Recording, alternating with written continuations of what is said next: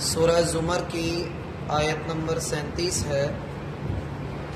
اللہ تعالیٰ کا فرمان ہے ومن، اور جس کو یہد اللہ، اللہ ہدایت دے، فما لہ، تو نہیں ہے کوئی، بھائی سارے پڑھیں، من مضل، کوئی گمراہ کرنے والا، الیس، کیا نہیں ہے، اللہ، اللہ تعالی، بعزیز، خوب غالب، ذی انتقام، انتقام لینے والا۔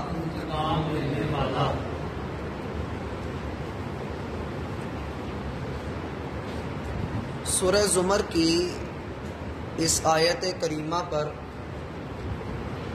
اللہ تعالی پچھلے موضوع کو مکمل کر رہے ہیں، اور یہ موضوع بھی ایک سوال کے ساتھ اللہ تعالی نے مکمل کیا ہے۔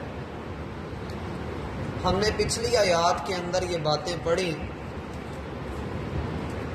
کہ لوگوں، اللہ تعالی کی توحید، اس کے لیے بندگی کو خالص کرنا، اسی کی پرستش کرنا، یہ ہر ایک انسان کے اوپر لازم ہے۔ اس کے برعکس وہ لوگ جو اللہ تعالیٰ کے سوا دوسروں کو آوازیں دیتے ہیں، پکارتے ہیں، کبھی تو یہ لوگ ان کے در پہ جا کے سجدہ کرتے ہیں، کبھی ان سے مدد طلب کرتے ہیں، اور کبھی ان کو اپنا حاجت روا، مشکل کشا مانتے ہیں، اور جب اس پر بھی ان کی دل جوئی نہ ہو، ان کا دل نہ بھرے، تو ایمان والوں کو وہ ڈرانا شروع کر دیتے ہیں کہ اگر تم نے فلاں ہستی کے نام پر کوئی چڑھاوا نہ چڑھایا تو تم ڈوب جاؤ گے، تمہارے اوپر آفت اور مصیبت آئے گی، بلائیں تمہارا مقدر ہوں گی، اور ایسے طریقوں سے یہ لوگ ڈرانے کی کوشش کرتے ہیں کہ جن کا کوئی سر پیر نہیں۔ پچھلی آیت کریمہ کے حوالے سے ہم نے یہ بات کافی دن تک آپ کے ساتھ کی کہ جب اللہ ہی اپنے بندے کے لیے کافی ہے تو پھر بندے کو دوسری طاقتوں سے اور شیطانی قوتوں سے ڈرنے کی ضرورت نہیں ہے۔ اور یہ کہ جو لوگ گمراہی کو اپنا مقدر بنا چکے ہیں وہ اندھیرے میں ہیں، ان کو روشنی نہیں مل رہی، اور اپنے اندھیرے میں ہی وہ خوش ہیں، اور ان کا اندھیرا ان کے لیے خوشنما بنا دیا گیا ہے۔ وہ یہی خیال کرتے ہیں کہ جہاں ہم لگیں ٹھیک لگیں۔ ان کے برعکس اللہ تعالیٰ جن لوگوں کو ہدایت سے نوازتا ہے، جن کو اللہ اپنا دین عطا کرتا ہے، جیسا کہ صحیح حدیث کے اندر ہے، مَن یُرِدِ اللَّهُ بِهِ خَيْرًا يُفَقِّهْهُ فِي الدِّينِ، اللہ جس بندے کو خیر سے نوازتا ہے اسے اپنے دین کی فقاہت عطا کرتا ہے، دین کی سمجھ عطا کر دیتا ہے۔ اللہ اس بات کی اسے سمجھ دے دیتے ہیں، شعور دے دیتے ہیں کہ حق کیا ہے اور باطل کیا ہے، اور جسے یہ دین سمجھ آ جاتا ہے، یہ بات اس کے شعور میں بیٹھ جاتی ہے کہ اللہ ہی میرا معبود برحق ہے، وہ خالق کل ہے، وہ ہر چیز کا علم رکھنے والا ہے اور ہر چیز پر پوری قدرت رکھتا ہے، وہ ابد سے لے کر جو انسان کے معاملات ہیں وہ ابد تک جانتا ہے۔ ہر چیز کو اس کے سامنے سر جھکانا پڑتا ہے۔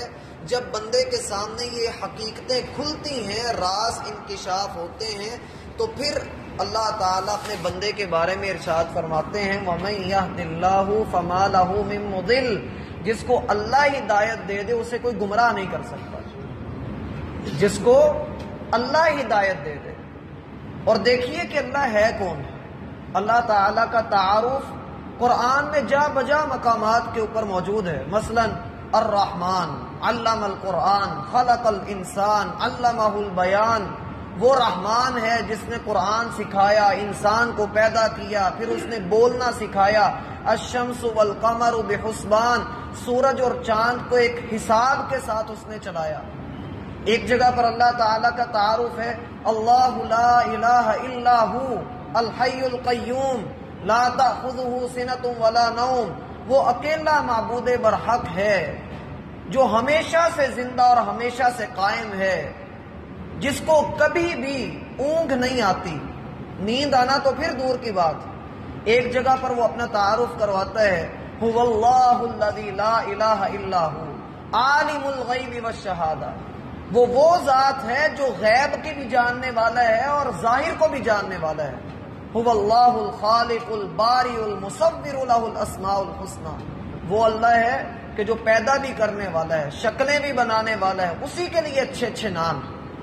کسی جگہ پر وہ اپنا تعارف کرواتا ہے، سبحان الذی اسری بعبدہ لیلا من المسجد الحرام، بڑی ہی بابرکت اور پاکیزہ وہ ذات ہے جو مسجد حرام سے اپنے بندے کو اٹھا کر مسجد اقصی تک اور پھر وہاں سے آسمانوں تک لے گئی۔ کسی جگہ پر اللہ کا تعارف ہے، وَمِنْ آيَاتِهِ أَنْ خَلَقَكُم مِّن تُرَابٍ ثُمَّ مِّن نُطْفَةٍ ثُمَّ إِذَا أَنْتُمْ بَشَرٌ تَنْتَشِرُونَ، وہ اللہ ہے، اس کی نشانیاں ہیں، اس کا تعارف ہے کہ اس نے تمہیں مٹی سے بنایا اور پھر ایک انسان سے تمہاری کتنی نسلیں آگے بڑھتی چلی گئیں۔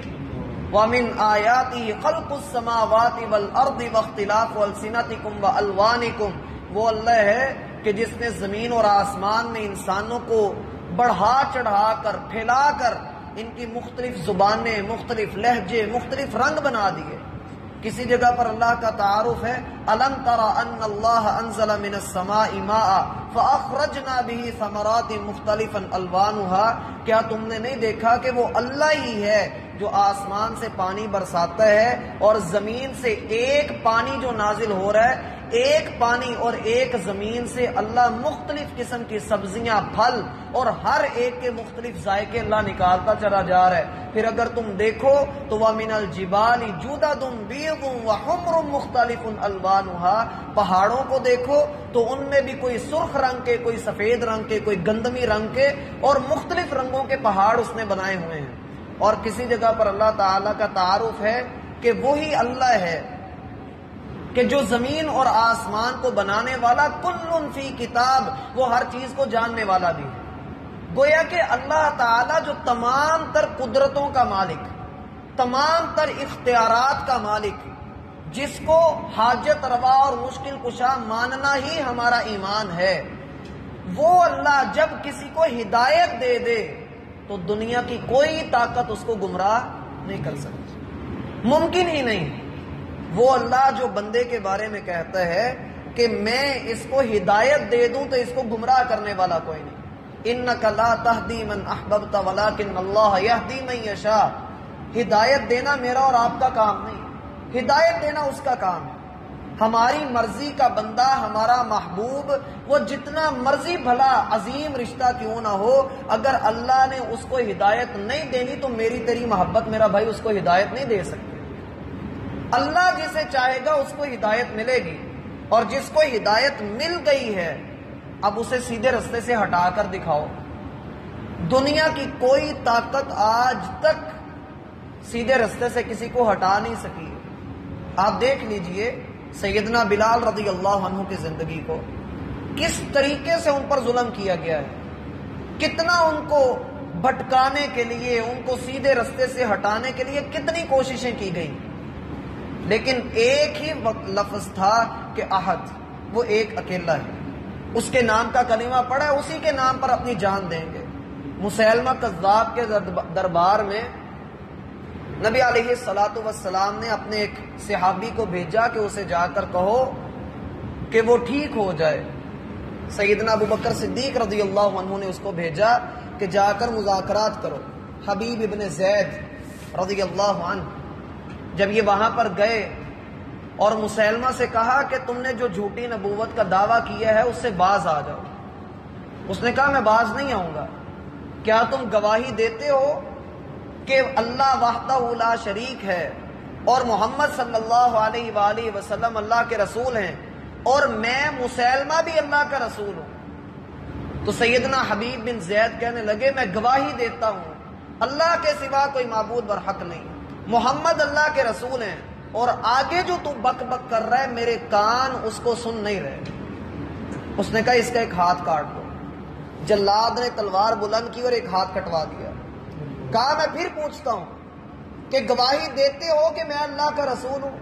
کہا میرے کان تیری آواز نہیں سنتے۔ اس نے کہا اس کا دوسرا ہاتھ بھی کاٹ دو۔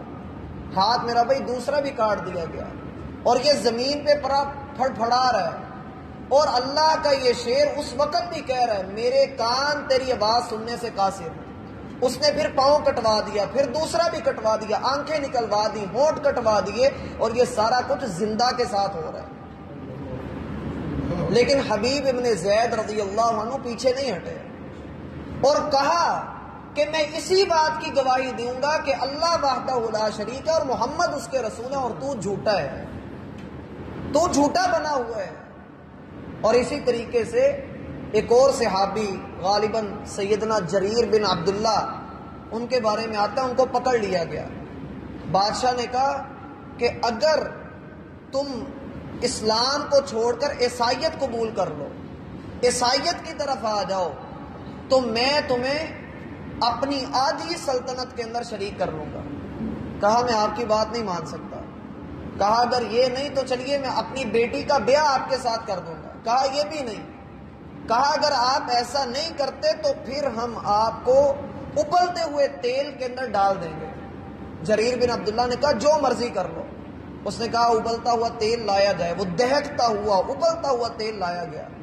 جریر بن عبداللہ کو جب اس کے قریب کیا گیا تو ان کی آنکھوں میں آنسو آ گئے۔ لوگوں نے کہا بادشاہ سلامت یہ ڈر گیا ہے، اب اپنی آنکھوں کے اندر آنسو اس کے آ گئے ہیں، یہ ڈر گیا ہے، موت کا ڈر اس کو لگ گیا ہے۔ جریر بن عبداللہ کو کہا گیا کہ اس کو واپس لے آؤ۔ بادشاہ نے کہا ہاں لگتا ہے کہ تم ہماری آفر قبول کرنے والے ہو اور تم رو رہے ہو۔ کہنے لگے میں اس لیے نہیں رو رہا کہ مجھے اس تیل کے اندر تم ابالنے والے ہو، رو میں اس لیے رہا ہوں کہ اللہ جان صرف ایک ہی دی ہے تم نے، کاش کہ میرے پاس 1000 جانیں ہوتے ہوں اور میں اسلام کے لیے وہ قربان کر دیتا۔ بادشاہ نے جب یہ بات سنی تو وہ پریشان ہو گیا کہ یہ کیسا دین ہے، یہ کیسے لوگ ہیں، کون سا منہج اور کون سا عقیدہ لے کر یہ نکلے ہیں کہ یہ راہ راست سے ہٹتے ہی نہیں ہیں۔ اس نے کہا کہ جریر آپ پھر ایسا کریں کہ آپ میرے ماتھے پر بوسہ دے دیں تو میں آپ کو آزاد کر دوں گا۔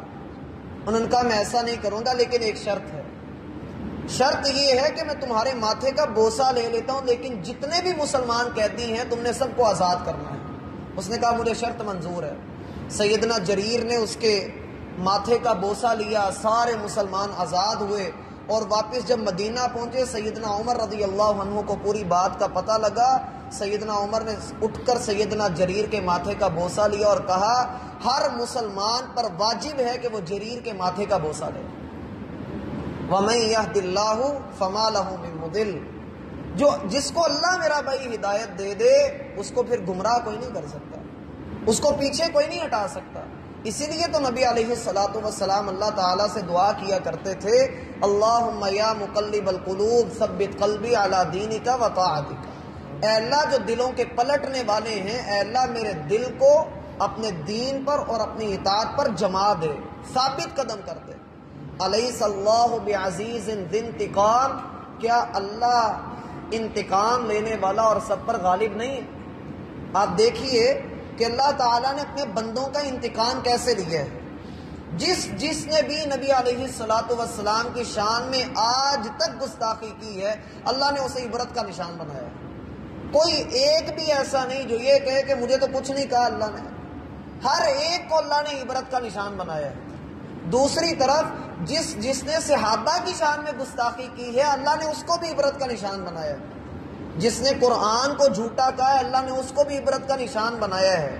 تو جو اللہ کے ساتھ میرا بھائی جڑ جائے، ایک وقت آتا ہے کہ جو اللہ کے ساتھ جڑا ہوتا ہے پورا معاشرہ اس کو دبا دیتا ہے، مشکلات آتی ہیں لیکن صبر کا مظاہرہ کرتے ہوئے اگر وہ اپنے رب سے لو لگا کر رکھے تو اللہ اس کی عزت کا بدلہ ضرور لیتا ہے۔ اللہ اس کا مذاق اڑانے والوں کو اللہ عبرت کا نشان ضرور بناتا ہے۔ آج اگر کوئی صحابہ کے اوپر کوئی الزام لگاتا ہے، ان کو بے ایمان نعوذ باللہ کہتا ہے، ان کو کافر کہتا ہے، تو اس کو سمجھ لینا چاہیے کہ وہ خود کافر ہو گیا ہے، وہ خود بے ایمان ہو گیا ہے۔ اور یہ بات قرآن کے اندر اللہ تعالیٰ ارشاد فرماتے ہیں وَإِذَا قِيلَ لَهُمْ آمِنُوا كَمَا آمَنَ النَّاسِ قَالُوا أَنُؤْمِنُ كَمَا آمَنَ السُّفَهَاءُ، کیا ہم ان لوگوں کی طرح ایمان لے آئے جیسے بیوقوف ایمان لے آئے ہیں؟